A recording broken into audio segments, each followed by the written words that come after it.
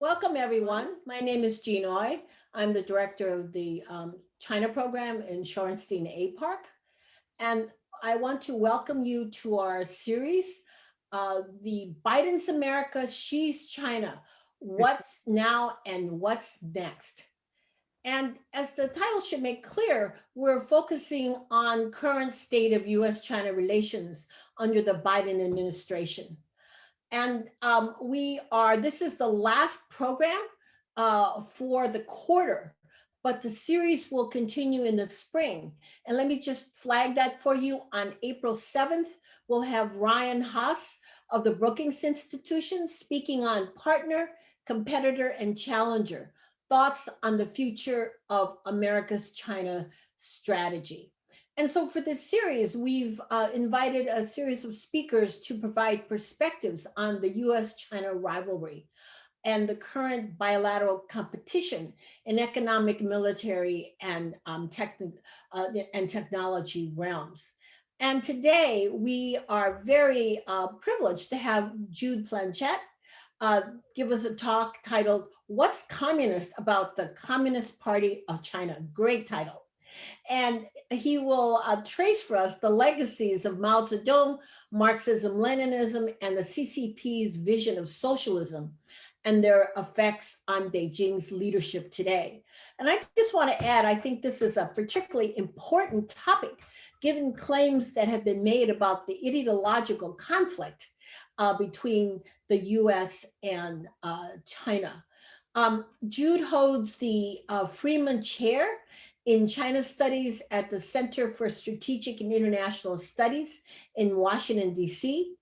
Prior to that, and I think this is where he had a great opportunity to do this research, he was with the Conference Board's China Center for Economics and Business in Beijing, where he did research China's political environment with the focus on the workings of the CCP and its impact on foreign companies and investors.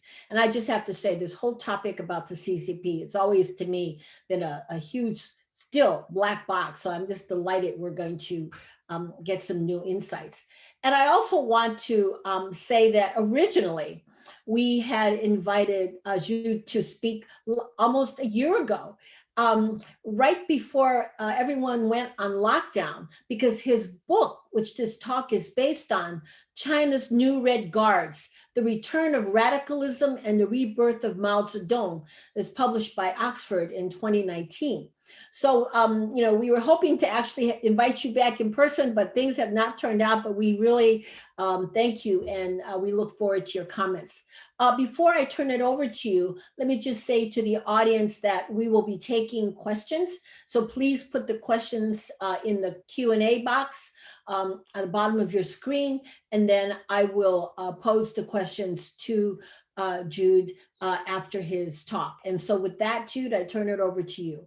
Well, thank you very much, Jean. It's a real pleasure to be joining you today. It would have been better to be in California than in Rockville, Maryland, I can assure you. But nonetheless, it's a real privilege. And this is obviously a topic, as you mentioned, you stole my thunder to some extent. I was going to say this is a topic that has become all the more salient as we've seen rising discussion in the United States, or awareness, I should say, of the ideological component of the Communist Party. And of course, some have exaggerated, I think, the extent to which the party is ideological, or at least misunderstood the precise ways in which ideology, and especially what we would broadly call communist ideology, although I want to get into that today, where and how it matters or where it doesn't. And of course, this is a really interesting turn of events, because I think the consensus just a few years ago, or maybe in the period before Xi Jinping came to power, was that none of this ideology really mattered for China anymore.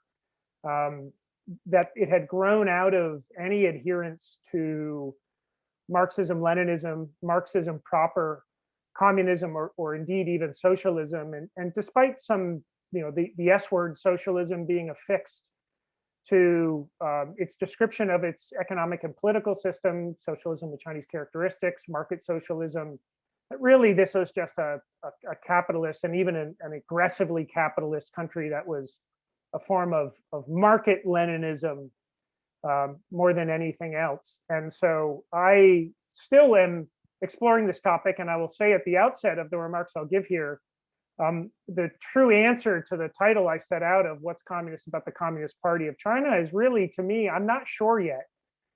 So please consider this a joint exercise of exploring the topic rather than some professorial explication of how or why this matters. So without further ado, I'm going to share my screen. I was going to start out before I start going through the slides just by telling two stories that helped pique my interest in this. Or I should say, one is a personal anecdote. One is a story about me reading some documents. A couple of years ago in 2017, when I was living in Beijing, I was up at Tsinghua University, and I was talking to a member of the New Left in China.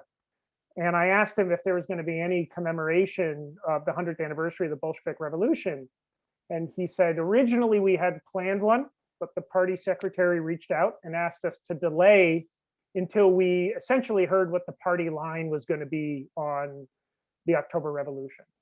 And that to me was a telling anecdote about this contested, twisted, complicated world of China's socialist legacy, Marxist legacy, Bolshevik legacies, all of which, of course, were important components to the birth, evolution, and growth of China's political system, but had come to play a fairly contested role. And certainly as China began in the early 1990s to move towards market socialism, or some would say the abandonment of socialism, the legacies became all the more contested because, of course, it would be very hard to fully abandon these, if indeed that's what Beijing wanted to do. But at the same time, these legacies were difficult for China. In some ways, they were a measuring stick or a yardstick to be held up against the Communist Party and say how far or how short it has come in living up to some of its socialist ideals. And of course, there's some explosive gunpowder in some of these legacies of socialism, Marxism, and indeed Maoism, that if allowed free reign in China, these may destabilize the party's control on power. And so I tend to think that navigating these legacies is an ongoing process for the party. It's not a fixed, settled matter. It will always be a bit of a balance. That's anecdote number one. The second anecdote, less an anecdote and more just an observation. You may remember that in April 2018, that Xi Jinping convened a Politburo study session to discuss the 200th anniversary of the birth of Karl Marx and the 170th anniversary of the publication of the Communist Manifesto. And it's really jarring to read the speech, first of all, because it's very hard to get a sense when you read his discussion of Marxism precisely what he means by Marxism. But also you will hear verbiage or discourse, for example, talking about, quote, Marx established that the highest purpose for Marxist political parties is the realization of communism. Marx, quote, pointed out that communism is not a narrow or regional movement. This is odd coming from Xi Jinping. The discussion of Marxism is really being a global enterprise, or the role of the Communist Party of China, which, according to Xi Jinping, is a Marxist political party, having as its highest purpose the realization of communism. But more interesting to me was to think about, well, why was Xi Jinping talking about this if it really didn't matter, and if China was not a communist or a thoroughgoing Marxist party? And by way of comparison, I was trying to think if Joe Biden or outgoing president or former President Donald Trump had held a session where they had brought in a speaker to talk about, let's say, F.A. Hayek, or Milton Friedman, and they discussed Milton Friedman's Capitalism and Freedom. I think that would be taken as a serious signal of something, right, about the ideological leanings of the administration, or of the enduring power of some of these these pro-market ideas. And so the fact that the Politburo met to talk about Marx, and again, the Politburo is fairly busy, is to me something of a puzzle. And so one I hope to explore today. So that's enough throat clearing for me. So I wanted to start my first slide by showing a video. There's no sound, and I apologize for that. But this is from a video I found on one of the Communist Party's history websites. And it was a video about the commemoration of the 100th anniversary of the CCP, which is coming up July 1st, which I think will be a critical moment for those of us trying to understand what the party is about, how it's articulating its value proposition to the Chinese people, and of course, how it's thinking about its future moving forward. I can send the link to folks afterwards or share it with Jean, and we can send it if people are interested. It's a few minutes long, but I only want to show about a minute and a half, and I'll just flag the reason I want to show this to you is to notice that the key markers that the party is choosing to highlight over the past 100 years. And I'll come back to it. This is a bit of a rhetorical question or a leading question, but notice what sorts of events are not included in this. So I'll go ahead and play this now. And you can't hear the sound that I can, but so we've got 1921, the founding of the CCP. We've got the Nanchang Uprising in 1927. We've got the Jinganshan in 1928. We've got the victory in the Long March, as it says. We then have the victory in the war over Japan, or World War II, founding of the PRC in 49. This is where Mao is declaring the establishment of the PRC. The victory in the Korean War. The end of the completion of the first 5-year plan. The testing of the atomic bomb in 64. I won't go through all these. I just want to give a representative sample. The launching of the East is Red satellite. Returning to the United Nations. Third plenum, so the start of the reform and opening. Special economic zones in 1980. I'll just do a few more. It's just really just a sample here. Handover of Hong Kong in 97. Macau in 99. I'll just do one more. And the WTO. Now, I should say these go on to include lots about Xi Jinping. But what I find interesting for what they highlight is what they don't highlight, right? For a nominally communist regime that is, in theory at least, focused on the realization of communism, even if it's in a transitory stage, is really talking about what I think we would more broadly define as more kind of nationalist orientations. Reclamation of territory, victory in war, launching of or testing of atomic weapons, launching of satellites, real connotations of great power status. WTO, UN, so integrating into the global order, not overthrowing the global order, but integrating into the global order. And so I just put this out there as a starter for our conversation of, this is a new video that the CCP put out to commemorate 100 years, and what it chose to highlight as being the real markers of success. And what it didn't, I think, is interesting. And really, aside from the first 5-year plan, it's really the only element of what I think we would traditionally think as being uniquely a property of a communist state, or indeed anything to do with sort of a teleological movement towards the realization of communism. So, but let me say, first of all, there are 3 dominant ways in which I think we've been thinking about this issue is China communist, and none of them are sufficient for me. The first is, and you'll notice I chose an old Time, I don't mean to be ragging on Time magazine here, but really for 40 years, we've been hearing, of course it's not communist, because the growing role of markets, of purchasing power, of capitalist logic, of capitalist culture throughout the country. Of course it's not communist. Then we have a separate category which says, of course it's communist. Just look at the name. And I think this came to more, I think, more of a head into the previous administration, where you saw speeches by Secretary of State Mike Pompeo, or NSC National Security Advisor Robert O'Brien, essentially saying, look, this is a communist party, it's right in the name, which has a communist ideology of communism. And so, of course, it's communist, right? It's right there, it's right in front of us. Even if there are economic elements which are more market friendly, it's market Leninism and it's communist. The third column is I just took this from one of the many CCP publications, where they would say, of course it's communist, right? So we have this smattering of views, none of which feel entirely accurate to me, or I should say another way, none of them feel entirely sufficient to understand what is communist about the Communist Party of China, where the legacies matter, where in the orientation, structure, or outcome of this are we seeing communists matter.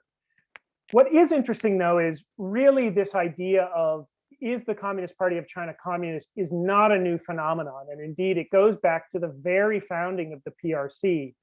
I was looking through some old early 1950s articles on JSTOR to see how outside political scientists were viewing early PRC to see if they were seeing this as a true instantiation of capital C communism or not.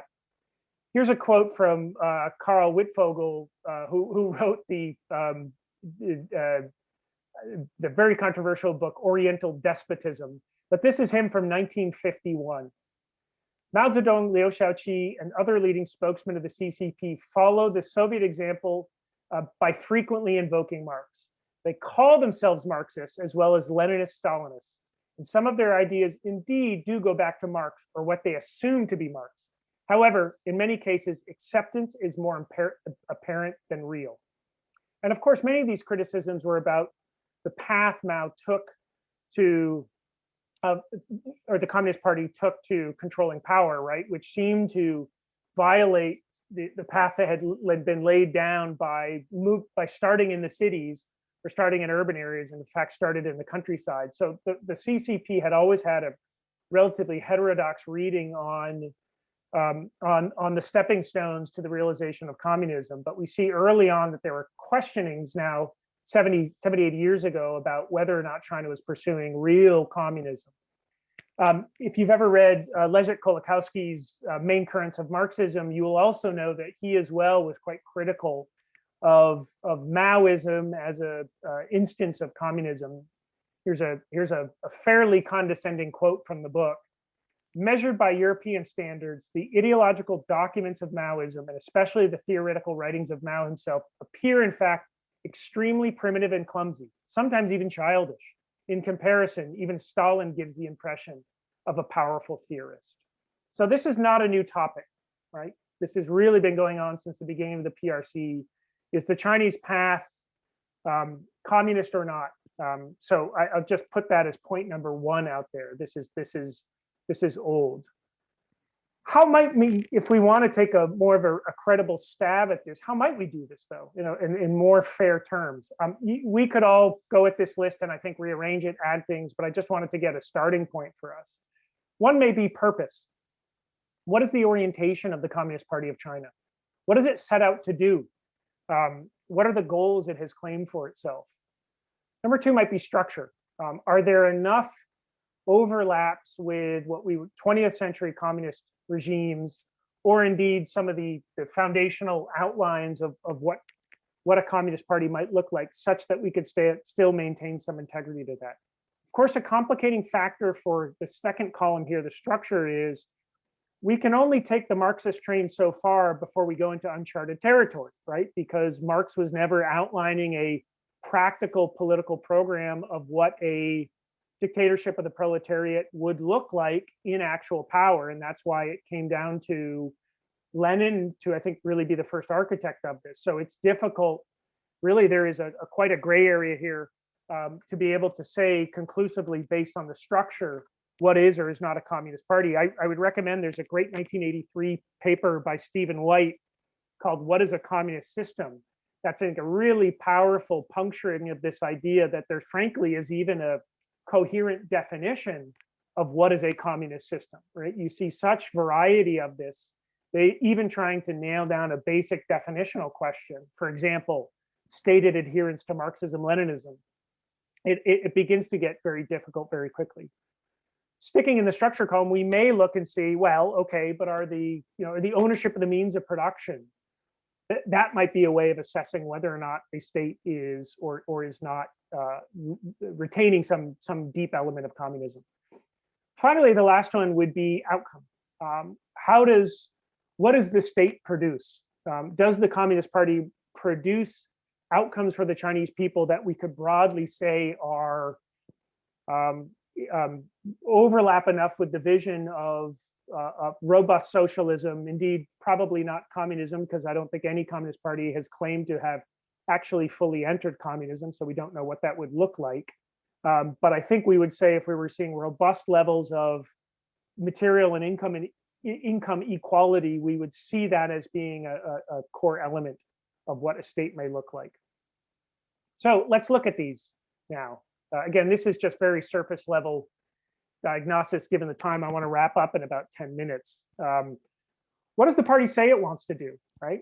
On this, it's actually pretty clear what they say they want to do, at least as it comes forward in speeches and in written documents. And indeed, you don't need to look any further than the PRC Constitution or the CCP Charter to see that it has been, is, and will likely remain the stated goal, at least, in the pursuit of communism, or as the opening paragraph of the CCP Charter or Constitution says, the party's highest ideal and ultimate goal is the realization of communism.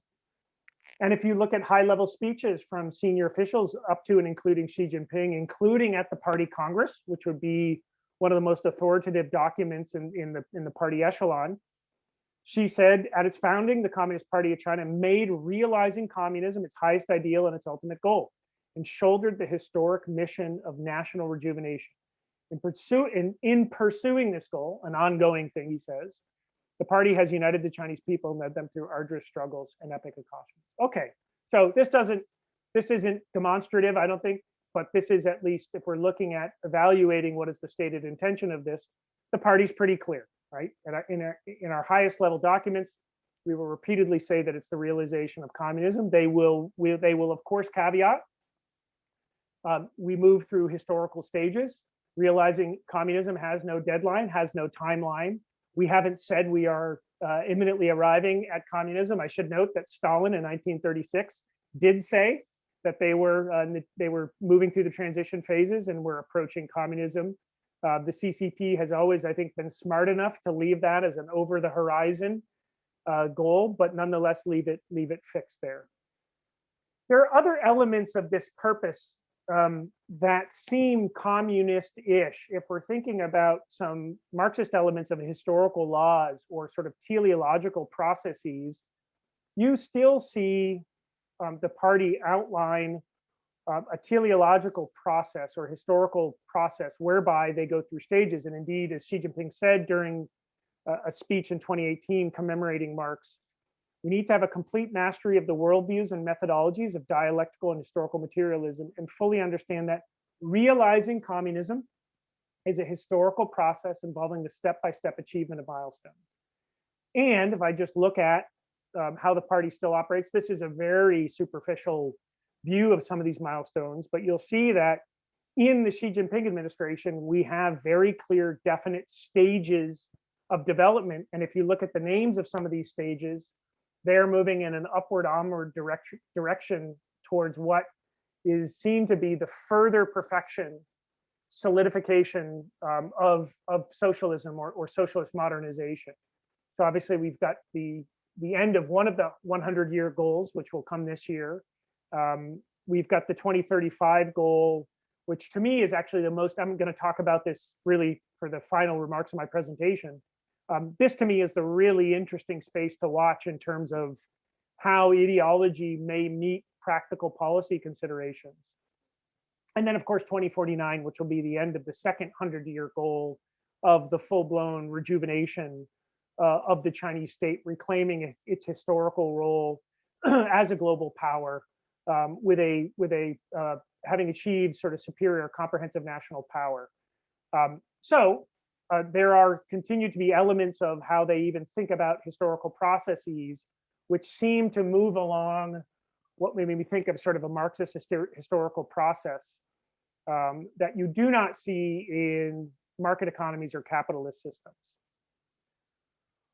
Well, what about structure? And this, to me, if I was going to give my very cynical take and not make you go through this entire exercise with me of, okay, well, what's really communist about the Communist Party of China, without torturing myself into being trying to be as judicious as possible. This is obviously, in the political structure of the CCP, is where we see the most obvious manifestations of 20th continuation of 20th century actual existing Communist Party states, where you still see that the Communist Party of China utilizes core elements of the outgrowth and development of the Soviet Union that it, of course, has modulated, modified, put its own imprint on, but have remained fairly consistent, I think. These are, of course, Leninism.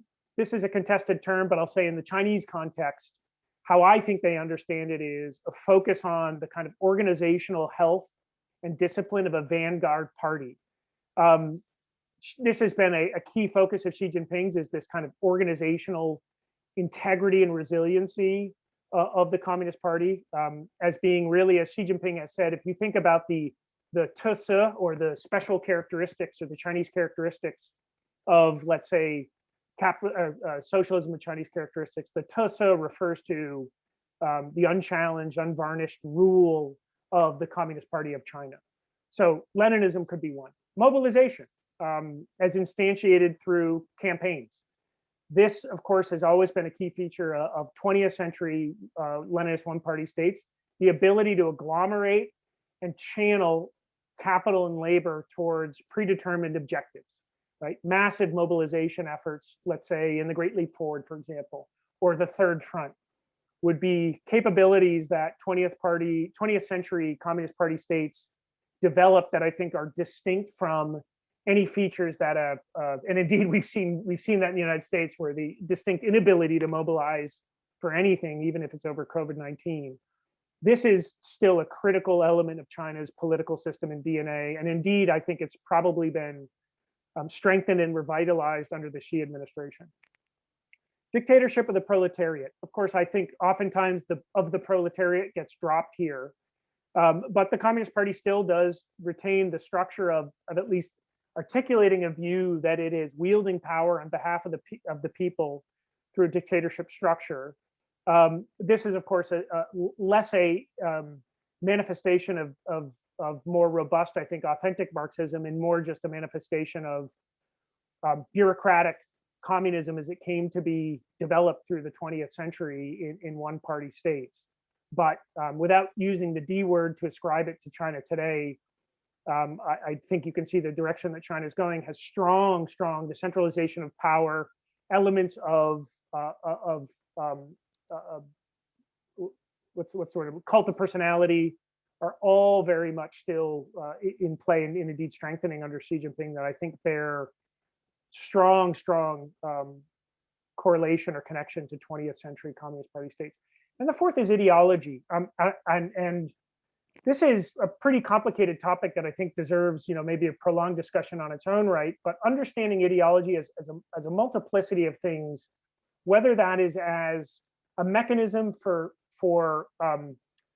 spiritual vitality of the members of the Communist Party of China, the appropriateness and necessity of kind of right thinking about the world and about mission, a blueprint to communicate ideas about modernity to constituent units of the political system. But more importantly, I think it's just a concerted focus on the necessity to develop, maintain, enforce ideology that, of course, came out very strongly in the Soviet Union, and I think has been, of course, a key component of the CCP since it took over, well, since its founding, but certainly since it took over power in 1949. I'm looking at the time here. I'm just going to, the next two slides I was going to do are really just about output. I actually think this is the least interesting area of analysis, if only because it's so patently obvious that the Communist Party of China is not a state for workers and the proletariat. And indeed, it has become one of the most deeply unequal societies. It has become one of the most deeply unequal societies in the world. And on any given measure of what we would want to see from a socialist system or indeed a communist system, your bogbear, European welfare state will do better than China. And so I think spending too much time twisting ourselves into contortions about how the CCP performs as a socialist state is not a great use of time. And indeed, even if we take into account elements of the poverty alleviation campaign, which of course Xi Jinping said was a complete and smashing success that has alleviated poverty, I think you're unlikely to find much grist for productive conversation there. So that would be I'll sort of pause and transition there from trying to be fair to, again, purpose, structure, output. I think you see strong legacies, at least in the structural, in the documents that are in theory orienting China's political system, that of course they still pledge fealty to goals of the realization of communism.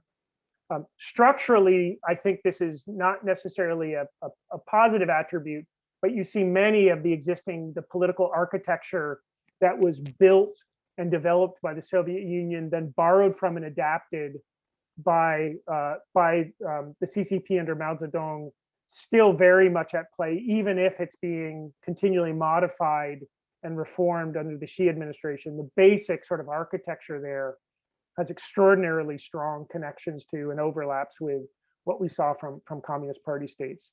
But let me now just spend a few minutes on what I hope to be a forward-looking discussion now, and really what I think is an interesting area, because of course, the Xi administration talks a lot about what they say 21st century Marxism. What is it? I'll be honest, I've spent a lot of time reading discourse on 21st century Marxism. It's many of the same platitudes about adaptation,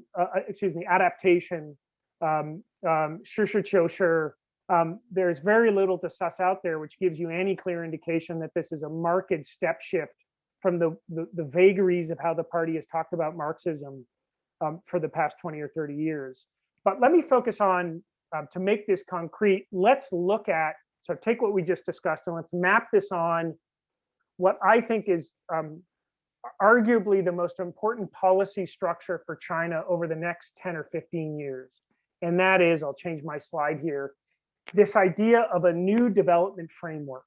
If we're going to see China as a socialist, let alone a communist nation over the next 10 or 15 years, it would have to be as implemented through this development framework, which it is now articulated. For folks who've been watching the National People's Congress and who've been wading through the 140-page 14th five-year plan, you will see discussed a lot: new development stage, new development pattern, new development philosophy. And of course, these are being very discrete, explicitly tied to the 2035 goal of socialist modernization, the 2049 goal of national rejuvenation. Let me just take these quickly one by one. First, Xi Jinping has clarified, well, how do you make sense of this idea of the philosophy, the stage, and the pattern? Well, Xi Jinping said last August, entering a new development stage is clarifying the historical position of our country's development. How do I understand that? We're done with the reform and opening period is now ended. Doesn't mean there's not going to be reform, doesn't mean there's not going to be opening. But as an epoch, that has now officially ended. And I think part of that is Xi Jinping branding. We want to own his own era, but I think also because he's saying the sort of core drivers and the near-term objectives and the issues which we have to fix in terms of our governance and economic structure are different now. So clarifying the historical position. The new development philosophy is the guiding principles, right? That is, and I'll get to this in a second, these are the kind of broad objectives of which we should be driving when we think about development. And the final is the path to modernization. I'll talk about that in a minute. Okay, so what does this development stage mean? Here, I think we see that a better way to think about the goals of the Xi administration, or a core way, is thinking about what we call great power or nationalism. right? So you see Xi Jinping has talked about this tripartite structure, none of which really sounds that socialist. Of we've gone from, as he said in January of this year, we've gone from this historic leap from standing up, that was obviously 1949, the Mao era, moving from being a subjugated, broken country into unified, and within a few years, essentially coming to a draw with the United States, the great superpower in the Korean War, standing up to the Soviet Union. We then went through a stage of getting rich, right? That's obviously the Deng era, increasing the aggregate material foundation. But now we're in a new phase, getting strong, right? That strengthening of governance institutions, strengthening of the military, strengthening of composite national power. So that to me is the top line guidance, which again indicates that you do not hear him talking about the realization of communism. You don't hear him talking about a transitory stage, or even indeed how long we're in a transitory stage. This is pretty bogbear standard nationalist discourse of thinking about China as a rising, indeed, intended to be one day superpower. And so he said again last August, just highlighting again another speech where he said, we're out of the reform and opening period. This is a new journey, right? New journey of building a modern socialist country and a march towards the centenary goal. This is a new development stage. The area where I think you do see the influence of at least socialist legacies, or at least a continuance of discourse on socialism, is in this idea of a new development philosophy. This is still there's a lot to be sketched in here. This is the chart on the right is what I took from Huang Gang, who is I think one of the most important intellectuals in thinking about China's development trajectory, who has been writing on this new development philosophy really before it began to be widely popularized. But what you notice around here is Xi Jinping is essentially saying, look, economic development in the kind of Deng era was just about building out the material foundation. And indeed, it had to allow, as Deng said, we've got to let some rich first. We had a tolerable level of inequality, but almost as a structural necessity. That's no longer adequate. And so Xi Jinping kind of lays out, takes development as a holistic construct and breaks it up into these 5 different categories, right? So we need innovative development, technology, right? Technological upgrading as a means to overcome some of the human capital, demographic, productivity, shortages that China is dealing with. Coordinated development, making sure we don't have this uneven development pattern wherein we've got coastal areas which are getting rich and we have laggard sort of inland provinces. Shared development, so not only a geographic distribution, but making sure we're seeing development spread more evenly between, let's say, rural and urban areas. Green development, the name is pretty self-explanatory. Again, moving from this idea of quantity of growth to quality of growth in terms of environmental protection, and finally, open development. We're still going to remain integrated in the global economy, even if we, Beijing, think it's becoming more difficult.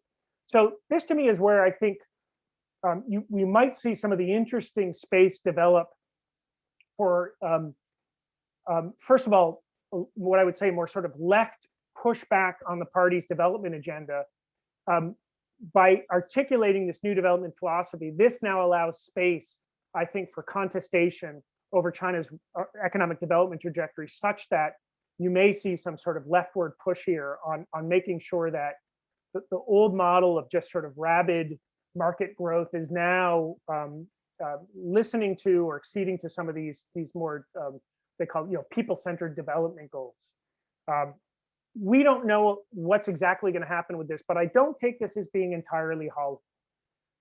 Now, the critical question is, would you get this from a non-communist state, right? Do you need to be communist to get to this point? And of course, the answer is absolutely, right? Of course you could. And so that, I think, undercuts the idea to some extent that there is something uniquely CCP-ish or communist about the idea that the Communist Party is now thinking about as it's moving up the development ladder and as it's seeing living standards rise, and as it's seeing some of the really catastrophic side effects of a growth at all costs approach, that would think about a more thoughtful approach to economic development.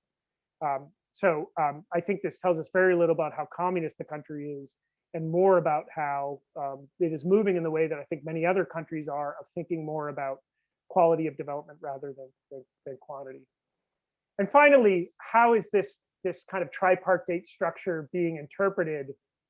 And this to me is kind of where I'll end it, because really, I think the guts of this and where Xi Jinping's ultimate focus is, and again, who knows how long he's going to stay in power. It is not about socialism. It is not about Marxism. It's not about communism. I think that at core, Xi Jinping is a great power nationalist who is adhering to elements of China's existing political architecture because they're conducive to the perpetuation of party power. But in my heart of hearts, I don't think there's very much about Xi Jinping that is truly socialist and or communist, other than him being an dyed-in-the-wool anti-liberal. And so as I start to read the discourse from what we call the sub-elite, individuals like Yan Xiaofeng, who sit underneath the elite, the sort of party leadership, but are feeding up into this discourse of ideas and also interpreting. I think this is what we should expect to see from the development trajectory moving forward. A few things. First of all, this is about a structural diagnosis that the idea that the West is strong and the East is weak is done. We're seeing a fundamental global shift in power away from the West and towards the East. And indeed, you've seen that in their coverage of the January 6th riots or the Texas power crisis, or the mishandling in the United States of COVID-19. These are all proof that China's governance system is far superior. And also, so I think also this new TIFA of undergoing profound changes unseen in a century.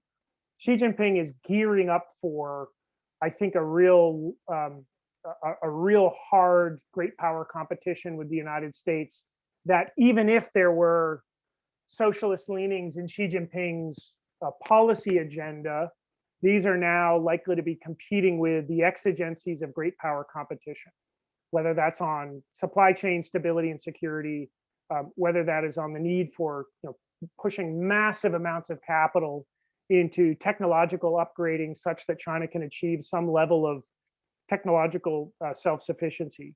So that is, I think, going to be competing uneasily with some of these other goals that China has on the continuation of poverty alleviation, the Sannong problem, focus on agriculture, income inequality, or narrowing the gap between urban and rural. Those are going to be, I think, in stark competition with Xi Jinping, who is the great power nationalist. I will stop there, but happy to hear challenges, questions, concerns, comments, criticisms, all of the above. Okay, Jude, that was great. Very thought-provoking. So I'm going to start because I'm going to ask you this question I've been thinking about a lot.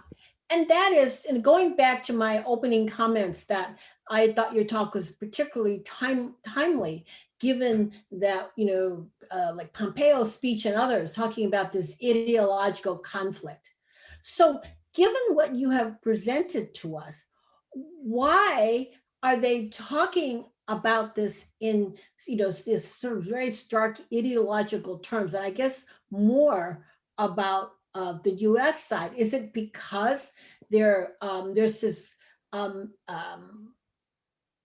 confluence of this sort of great power nationalists and this gearing up of great power competition? So rather than talking about that, they talk about this ideological conflict? Because in terms of, as you were pointing out, this whole thing about this ideology, it's really hard to know, because certainly they've had Marxism-Leninism, Mao Zedong thought, and now Xi Jinping thought for a long time. But why is this being picked up so much now? I think it's a confluence of issues, which, of course, that's a cheap way of getting out of answering the question. I think this is really, really challenging question, because there are uncomfortable elements and truths, I think, that we have to deal with here.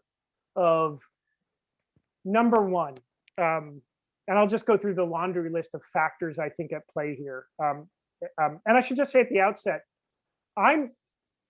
My diagnosis is we're in an ideological competition. I just think how you define ideological competition really matters, how you're looking to bound it, how you're looking to try to not make it existential.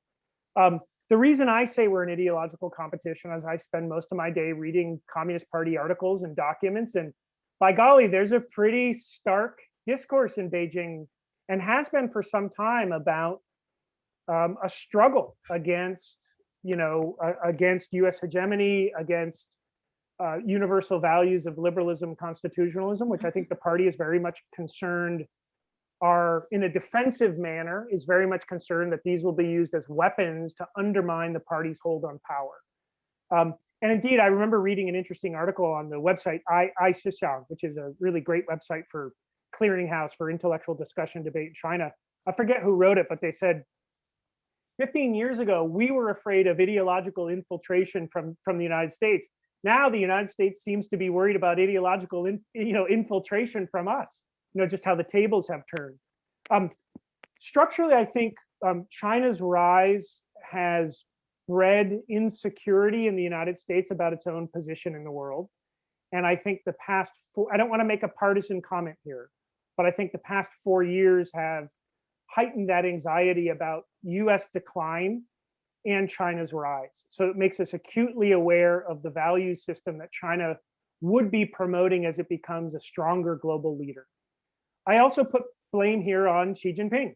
I've lived in China for 10 years, spanning 2008 or 2007 to about 2018. There was a really big shift in terms of the overt discussion of ideology. Beijing was a fascinating place for intellectual discussion in 2007, 8, and 9. It was a barren place for kind of overt public square discussion of heterodox ideas by 2017 and 2018, because one ideology, the party's ideology, had come to dominate discussion, and it was moving in a very illiberal direction. And so I think we have to recognize that there is a contributing factor from an increase in volume from an increasingly illiberal ideological worldview by a leader in China who, by the way, could be ruling for the next 15 years. So I think that contributes to it. I also should say, just my own observation of being in DC, there's also a mobilizational factor of the China threat. Heightening or highlighting the China threat gets you noticed. There is a groupthink element to the China threat. And again, I'll plug it again because I plug it all the time. Gene's co-edited book, Fateful Decisions, is that sort of nuanced understanding of where China is strong and where China is facing challenges is, I think, largely missing from the debate in DC. But why is that? Is that because people aren't cognitively capable of seeing a middle path?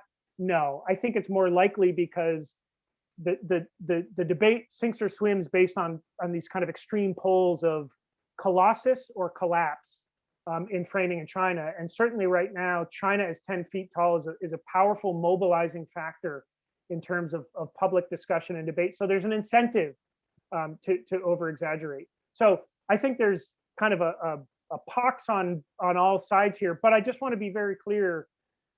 I think the Xi administration bears an extraordinary brunt for a lot of where we are today, because I'll be frank, I'm a kind of a East Coast liberal. Almost every worldview or ethical sort of normative view that I hold about how a political system should be operated, the Xi administration negates that in terms of views of pluralism, human rights, and they're now getting stronger. So I think there's something to be worried about here. So to me, it's just we just need a much better calibration of how strong China is or how weak, and where the ideological competition is and where it isn't, and not confuse and make this an all-encompassing, crazy fest. Okay. Let me just also, just to make sure that I'm clear. So essentially what you're saying, and in a sense, it's the answer to the question posed in the title of your talk. When we talk about an ideological conflict, it would be a mistake to think that it's the same ideology that was, during Mao's period or during the Deng period and now, because one of the things why this is so important is this other question I wanted to ask you is about, why there has been such a return to practices that are very reminiscent of the Mao period, the strengthening party control, political study, all of these things.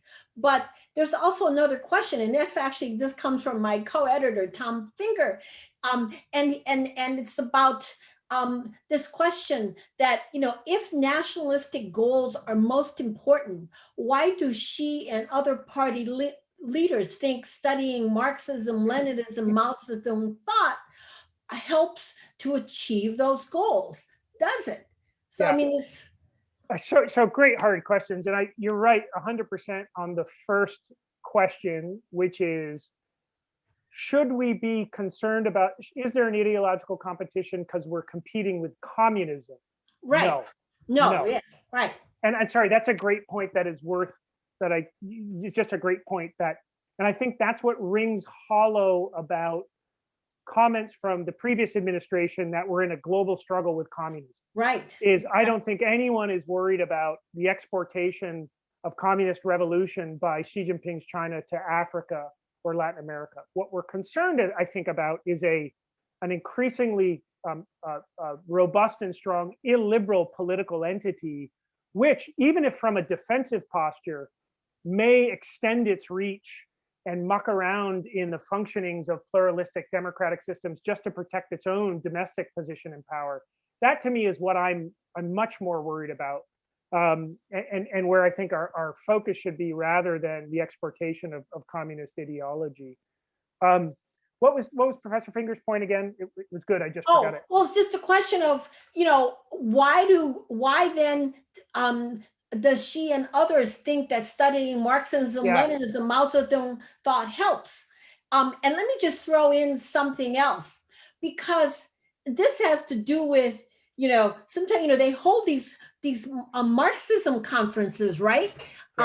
In China. And the real, true, quote, real Marxist Leninists come, and they're very serious, and they don't get a hearing at all. And actually, there's a question that came in on this. Can you elaborate how the party reacts to whether accommodating or repressing those in the country who are deeply radical Marxists and Marxist Leninists? How comfortable does the party feel about such far left types? Does this tell us anything about the party's own commitment to Marxism-Leninism? So this is all connected. Yeah, great. Yeah, it's a great point. And I think there's a distinction between, as the kind of opening anecdote of, Tsinghua wanting to doing some meetings on the Bolshevik Revolution and needing to wait for the party line. There's a distinct difference. And indeed, if you read Xi Jinping's speeches, and he's given several on Marxism, you read the content of them, it's very clear that this is a extraordinarily banal, stripped down version of what scaffolding Marxism that is really there to essentially hold out as an alternative to other isms, rather than as a deep exploration of how Marxism can power China's political system. I tend to think of this as this Communist Party recognizes that it essentially has to kind of crowd out the table so that other discussions of isms and ideology that potentially erode or weaken the party's foundation don't enter into discussion and debate. And indeed, I think this is a post 2010 or 11 structural shift, that they're never going back to the heady days of open political discourse, because they've seen the kind of the erosion functions of pluralism. So what do they rest on? What do they do? Well, they do what really the CCP has been doing ever since ever since Mao, but certainly since Deng came to power. You reinterpret the standard classics that are in the DNA of the party to fit your own, existing political program, even if that means you strip so much of their essence that they are mere hollow functions or hollow forms of what they used to mean. Marxism to Xi Jinping is an extraordinarily empty vessel when I read his speeches on it. It's really, really difficult to see what the hell he is talking about. And indeed, I've got tons of Communist Party manuals here on my shelf. When you read through these things, they're utterly, utterly shallow and banal. But I actually don't think that's the point. I don't think that's the problem with them. They're not there to be kind of rich spiritual guides for personal enlightenment about how to think about a radical program of social change. They're basically there as mechanisms of control and monitoring. And Xi Jinping wants to essentially own and dominate a reinterpreted version of Marxism such that it stays safe, right? If there's only one definition of Marxism, and you essentially you disallow any other alternatives and you constrict any other alternatives, that takes what may be one of the most potent weapons to go after the party, and it makes it somewhat impotent. And again, we've seen this over and over again with the students who were the Marxist students who were protesting or organizing on behalf of JASIC 2 or 3 years ago. The party has zero tolerance for actual Marxists in China. Right, right. Well, let me just follow up on this, because, and then also the point that you made that, you know, in this new stage that he's done with reform and opening. Does this mean because his definition and because of what this thing Marxism is has become so hollow, that he actually, that going forward to serve other goals, that what we think as sort of the principles of socialism, and one of the things you put up about the ownership of the means of production, that we are likely to see that he's going to break those? For example, do you think he's going to privatize land and really privatize all of the big SOEs? Because, you know, I always think that that's one of the reasons why they didn't privatize the land, because it's this thing, you know, Deng Xiaoping said, you know, we're going to remain socialists. So if it's becoming meaningless, what should we expect going forward? So I don't think it's becoming meaningless. I think when I say we're at the end of reform and opening and we're entering kind of a new development paradigm, I think it's one that actually moves towards a kind of upgraded version of state control that builds on a paradigm of essentially control over 20th century commanding heights, while looking to gain control over 21st century commanding heights, of which I would put data as being one of these that I expect to see sort of further inroads by the party. There is no world in which, at least under the Xi administration, there's any further move towards privatization of strategic SOEs, especially since they've drawn the line in 2006 on strategic sectors. And indeed, you know, work from folks like Meg Rithmeyer, I think, are showing that there are new ways in which the state is encroaching on the private sector through, for example, taking equity in private sector companies, or the revitalization of the party cell structure and ramping that up and increasing, you know, control over or corporate governance. So I actually think we're moving towards a much more state-centric model of development. It's just I'm uncomfortable with framings that it's kind of back to the future. I actually think this is a new model of state control that'll be far more technocratic and, in fact, more market oriented, in the sense that state investment into private companies is a form of as a kind of a central guidance, or as Barry calls in the book, you know, grand steerage 2.0, that it's not anti-market, it's almost sort of leveraging markets in ways, or harnessing markets to achieve sort of state-defined objectives or outcomes. I don't think we've wrapped our head around what this new model of state-guided planning that Xi Jinping is driving is looking for, because it's not pure central planning and it's not pure markets. China has never been that, but this also isn't a kind of loosey-goosey dung socialist market. This is much more technocratic planning via the integration of markets that I just don't think we have the narrative. I think the reason why Tom and I came up with this Back to the Future is really about the sort of these, study sessions, and, telling people these, and having cadres spending all this time in study sessions, and study Shippington thought, this app that they have to work on, and studying Xi's thought, and also things like look in the mirror and take a bath. All of these things, yeah. These were things. This is what I sort of, in a sense, really prompted us to wonder what is going on. And that was the other question I wanted to ask you. What do you think is going on? And also, more importantly, do you have any idea who is actually pushing this? Is this really from Xi, or are these like who's coming up with all these great ideas to for local for people officials and cadres to spend their time on? Yeah, so let me just I think yeah, I don't want to be too flippant in that the kind of the Back to the Future has no, I guess I think as a kind of a heuristic is our best bet, um, looking to see the ways in which Xi Jinping is kind of returning to Mao, of which I completely agree with you. There's some, this whole thing of red tourism and, 不忘初心, don't forget your original intentions, and kind of austerity and return to the caves of Yan'an.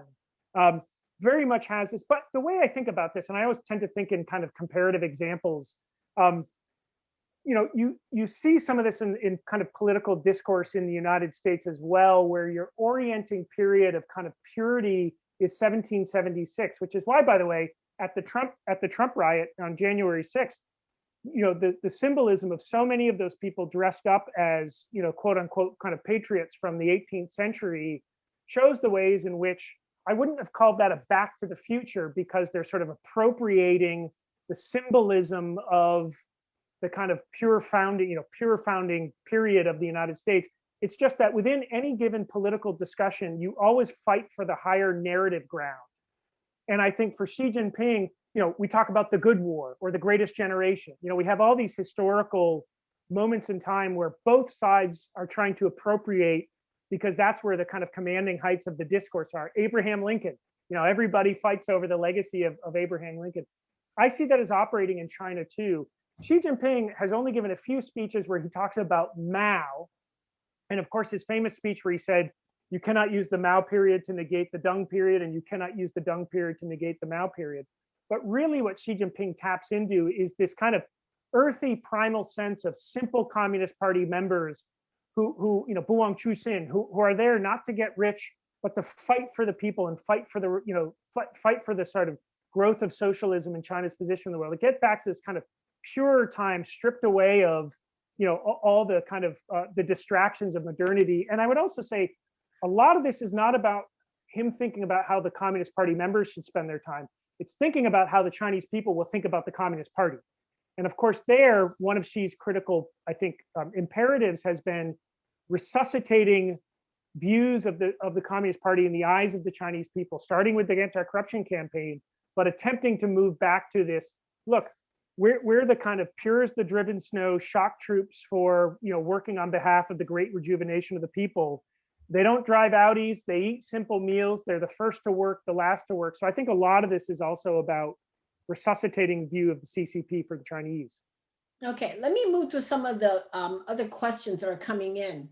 So on the question of ideology, whether the CCP is pursuing the realization of communism, there is an implicit question that Marx raises of the death of capitalism in the world and the victory of communism or capitalism. Do you think this is part of CCP's DNA under Xi Jinping? Yeah, that's it's all these great questions that I've now should be covered in the presentation. What is Xi Jinping's view of capitalism? And I think this is really interesting, because I think there's enough in his speeches to indicate that Xi Jinping sees capitalism as an inherently unstable system that is not appropriate for China, up to maybe, I think, including, this may be my own reading, because of the kind of deteriorating or atrophying effects of capitalist culture on a nation. Xi Jinping likes things sort of pure and hard. And so I don't think he has time for sort of soft bourgeois capitalist ethics. But I think there's enough in Xi Jinping of seeing a kind of a structural instability in capitalism, which is why I think there's never been any overt pitch under the Xi administration for overtly implementing capitalism, even if I think Xi sees markets as critical tools that the party can yield. The second question is, of course, is he thinking about an actual transitory phase from capitalism for material aggregation to communism? No, because I don't think Xi Jinping spends much time thinking about the actual realization of communism. in any true or pure sense. So I think that's why we're seeing the political system or the political economy has taken hold, which is understanding or at least believing in the inherent instability and indeed the kind of the deleterious effects of implementing an actual capitalist system in China, but obviously no real practical program to realize socialism, which is where you get this. This is the same place a lot of communist systems have come to, where it's just the perpetuation of power rather than the realization of any sort of radical goal of social transformation.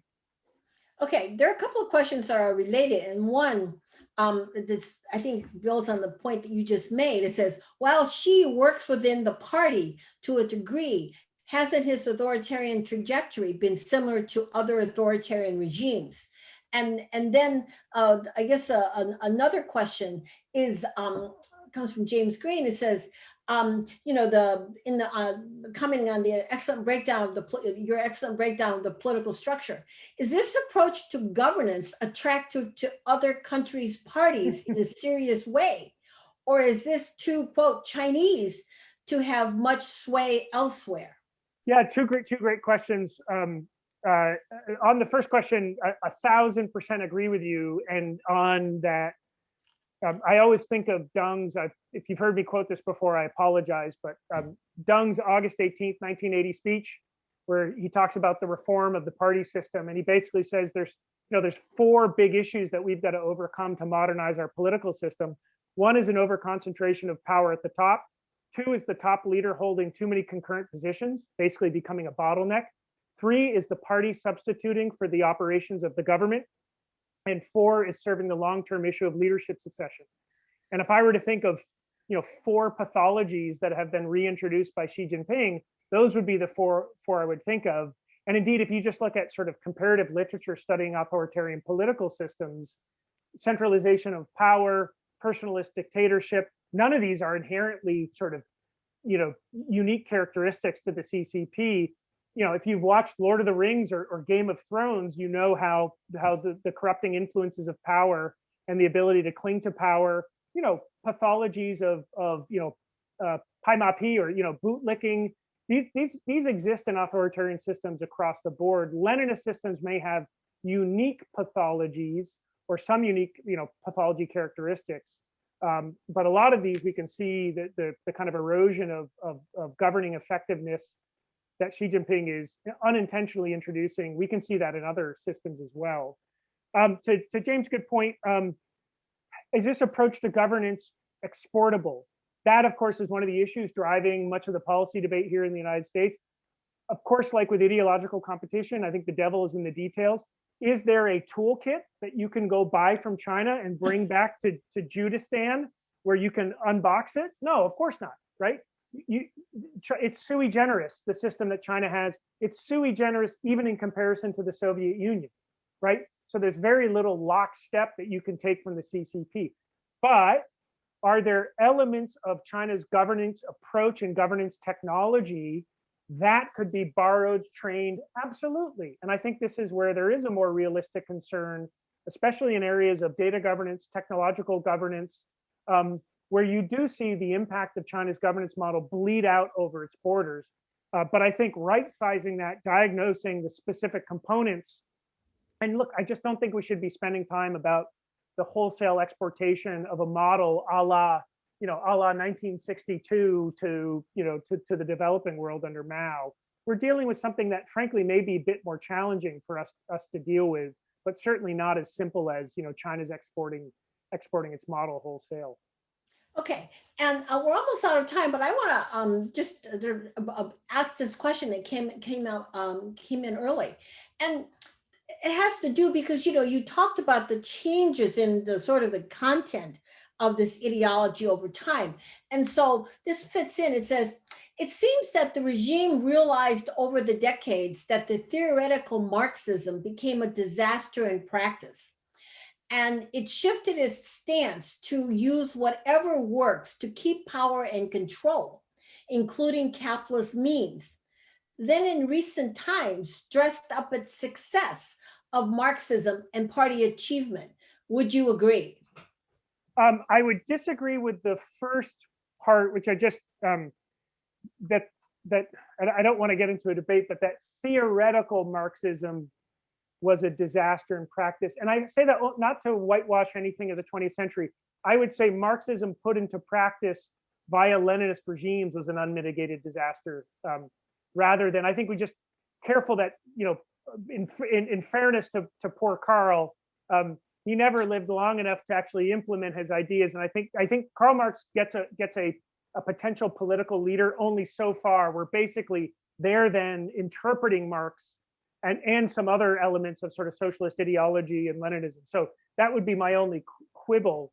I do think though that you're right in the sense that, especially after the death of Mao, when after the interregnum with poor Huaguofeng, and Deng is coming to power and looking for potential models to guide China's modernization.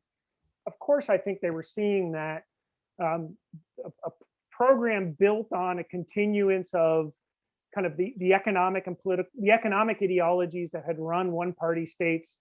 20th century was not the way to go. And indeed, remember, Deng comes to power when you're in the kind of terminal decline phase of the Soviet Union.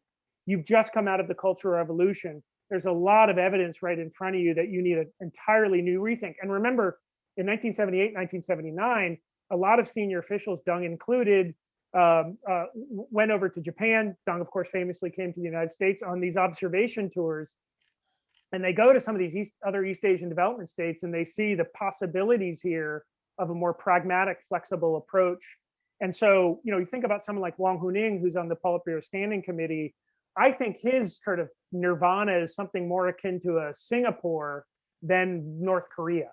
The question, though, is the political architecture in place in China is more, I think, the kind of center of gravity pulls it more to a North Korea than it does a Singapore.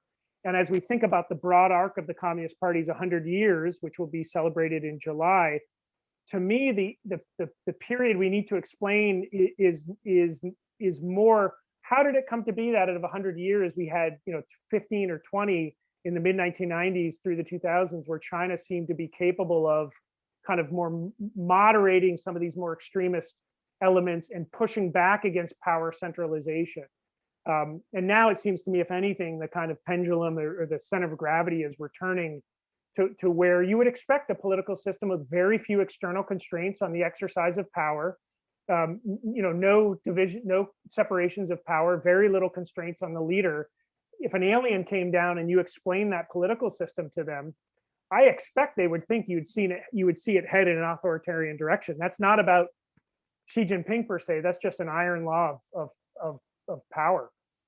So you brought up Wang Huning. So I just realized that you didn't. I'd like to hear more about this. The question about who is helping or who is like advising Xi about using all of this, this political study, political ritual, and sort of packaging this system the way that it is. Is this really? I mean, who's driving this? Is it Xi? I would be lying to you and everyone on here if I pretended I knew that answer, because we don't know. I can hazard a guess, in the sense that, so what would be our data points for trying to understand this question? Number one is, you can look at the ecosystem of academics who are in the circle where they would advise Xi Jinping. If you go to, what is it, cpc. Let me see here, I'll get it right in my cpc.people.com.cn, which is the main website for the Communist Party or landing page. You can go look at every single study session.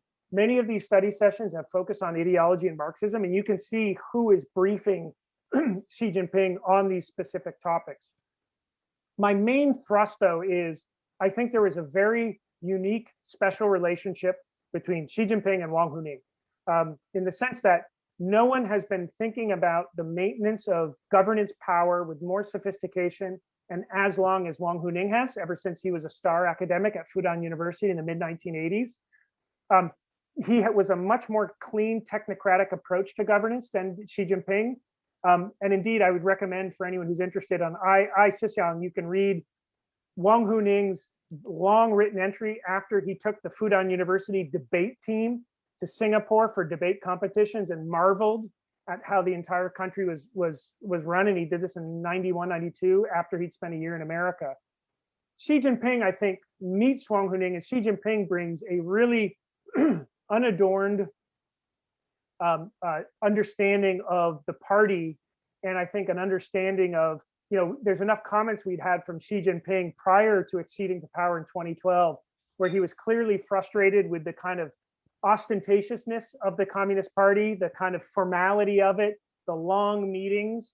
And so I think a kind of Occam's razor to me is that Xi Jinping brought that base instinct of, look, the party should be about doing things, getting things done, right? We need to strip away the 7-hour meetings, the banquets, the Audis, formalism, 形式主义, which is one of the big things he rails against, and just get back to doing things. And I think that kind of base instinct meets the sophistication of Wang Huning, who again has been advising every general secretary since Jiang Zemin, and clearly has an ear towards taking their base instincts and making them more sophisticated. And that's how I think you get this governing paradigm of, on the one hand, clean 21st century modernization of governance capabilities that looks on paper very sophisticated, with this kind of real earthy, from the caves of Yan'an simplicity about, a bowl of rice and 2 baozi kind of approach to how they want party members to eat. And that's a really interesting mix that I don't think we've seen before. Okay. Well, obviously we've actually already gone over time, but this has been fascinating. We've learned, I think everyone has learned a lot and a lot more clarity, but there's so many more questions. So thank you very much for doing this and sharing your book. And I think after this, you should have a lot more sales. And I also want to thank the audience for all the great questions. And so thank you very much. And hopefully we'll see you next quarter on April 7th. So thank you very much. Bye-bye.